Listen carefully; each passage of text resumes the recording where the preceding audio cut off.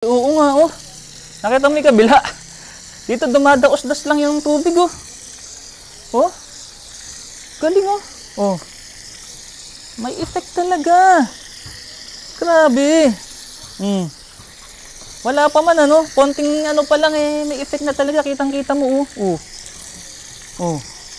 Ito yung sikat na sikat sa TikTok ngayon, mga kaibigan. Kaya daw nitong i-restore yung salamin, mga kaibigan. Ito yung windshield. Kaya daw niyang i-restore into original state. Kung paano natin siya binili noon, maibabalik niya, mga kaibigan, ano. So, ito yung Carglaw Glass Restore Paste. At ito naman po yung glass oil cleaning. Linisin natin yung windshield natin sa pamamagitan nito para hindi na tayo mahirapan kapag kagabi na magdadrive. Kasi minsan foggy, di ba? Lalo na pagka winiper natin to. Nagpro-produce ng fog yung ibabaw ng windshield natin, kaya nahihirapan tayong mag-drive. So, subukan natin to kung effective. So, una muna daw gagawin natin, linisan muna natin or basain muna raw yung salamin natin. Ayan, so para matanggal siguro yung mga ali-alikabok.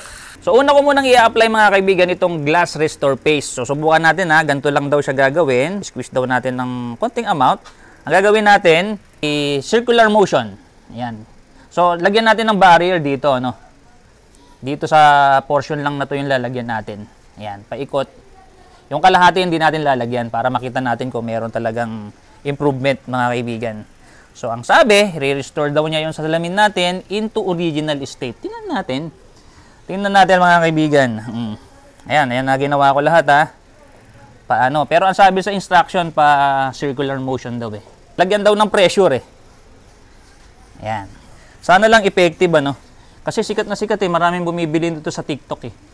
Tingnan natin. Uy, malalaman natin kung effective. Pag ganyan naman. Sana effective lang. Kasi hirap na hirap ako sa gabi.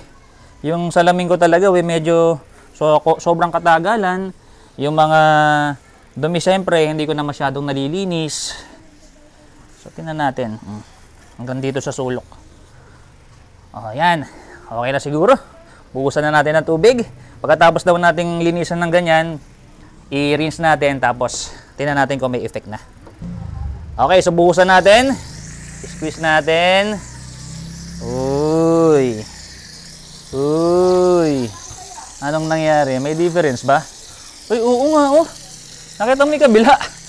Dito dumadaos-das lang yung tubig, oh. Oh. Galing, oh. Oh. May effect talaga. Grabe. Kitang-kita mo, oh. Oh. Oh. Oh. Tingnan nga natin, subukan lang natin, kiskisin natin ng kamay yung kabila. Tingnan natin.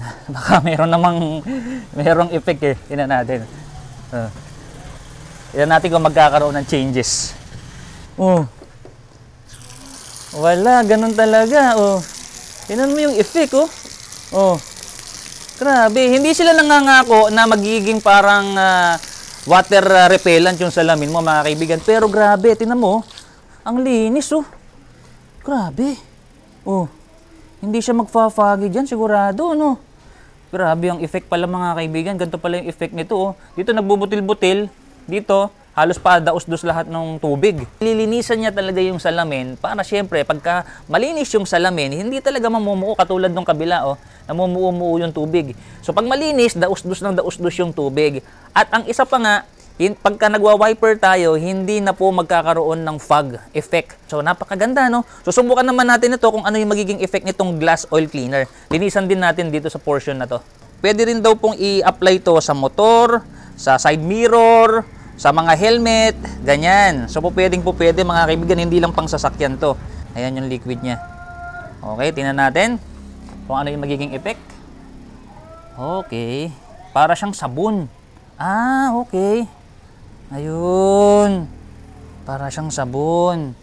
Tapos, ang sabi, pagka nalinisan mo nga yung salamin mo, pwede mo nang ilagay ito, mga kaibigan, sa iyong wiper fluid. Yan, ihalo mo na lahat dun para pagka nagwa-wiper tayo, malinis yung ating salamin. Ayan, pang cleaning talaga siya, mga kaibigan. Glass oil cleaning. So, hugasan natin. Tingnan natin kung ano yung effect. Ito na yung Ayan. Tingnan natin kung ano yung effect. Wow! Grabe. Talagang dumadaos-dos yung tubig, mga kaibigan, no? Tingnan nyo yung effect, oh. Yung isa, hindi treated nung ating product na nabili sa TikTok. Yung isa naman treated, nakita nyo naman. Napakalupit. O, di ba? Ayan, so ano pa hinihintay nyo? Yung may mga problema dyan sa mga salasalamin ninyo, mga foggy salamin. Ayan, oh. I-check out nyo na. Nandiyan dyan po sa gilid yung check out link. Pindutin nyo na po. Napakamura lang yan. Nasa 100 plus lang. Oh. Check out na mga kaibigan. Napakaganda. Perfect. Ayan, oh. Effective pala talaga siya, oh.